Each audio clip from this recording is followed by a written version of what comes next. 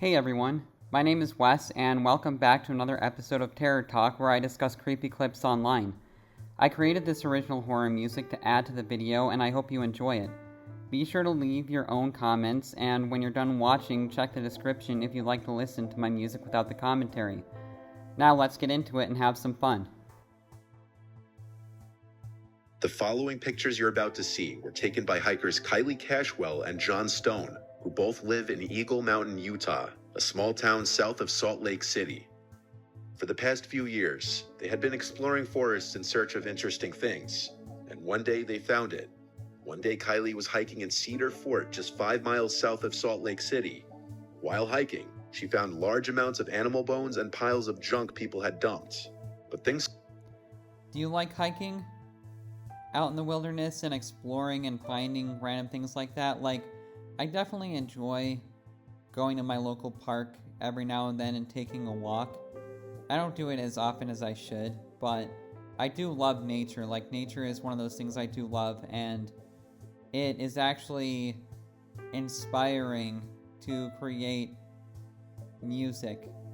Not necessarily horror music, I create other kinds of music, but it can definitely be a great inspirational source for music. Nature can be. Let me know in the comments below if you like nature.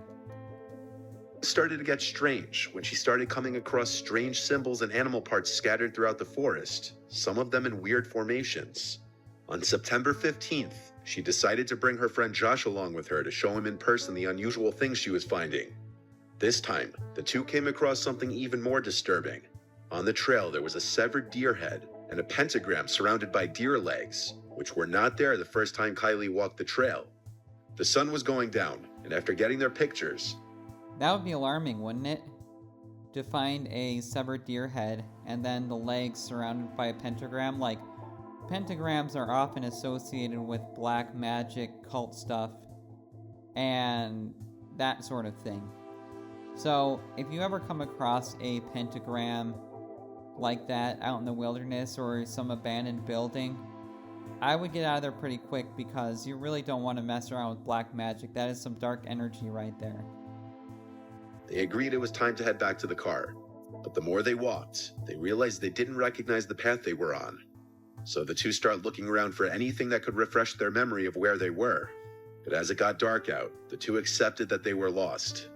With nothing but their phone flashlights to navigate, they started getting the feeling they were being watched. As they picked up their pace, the two started to hear the trees and bushes moving at least 20 feet to their right, made more concerning by the fact that there was no wind that night.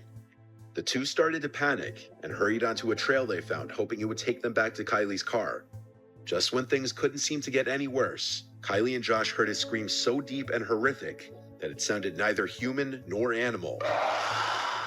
The two sprinted down the trail, Kylie making a conscious effort not to look back, but Josh did. And Josh claimed to see a large black figure on the trail behind them, too big to be a human. The two made it to the car by some stroke of luck. Whoa, that would be crazy to experience, wouldn't it? A figure that's too big to be human? I mean, I'm sure it was human. Maybe it was just a really big person. And some people can actually get pretty big in size.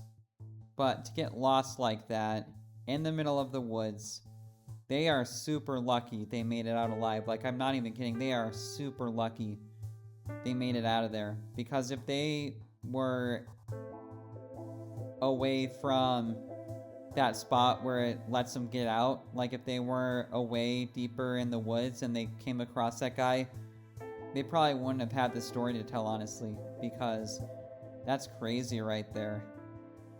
Dang. Losing whatever was chasing them, so they left the forest and went straight home. Upon doing research, Kylie found documents of common cult practices reported in those woods, as well as numerous murders and disappearances that happened in the area throughout the years. Like Ethan and Danny in the first story, Kylie has not returned since.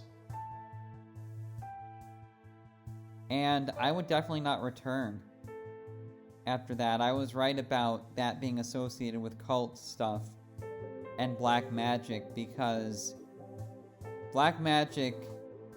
Do you believe in black magic? Because I definitely think black magic could be real. I feel like there are too many stories about it for it not to be real.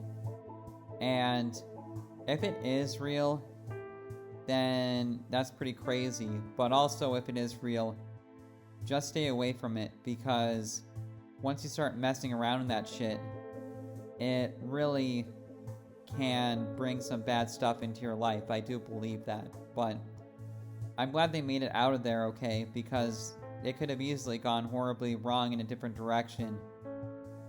And I thought this was a creepy story. And I hope you enjoyed my commentary and music, and I will see you in the next video.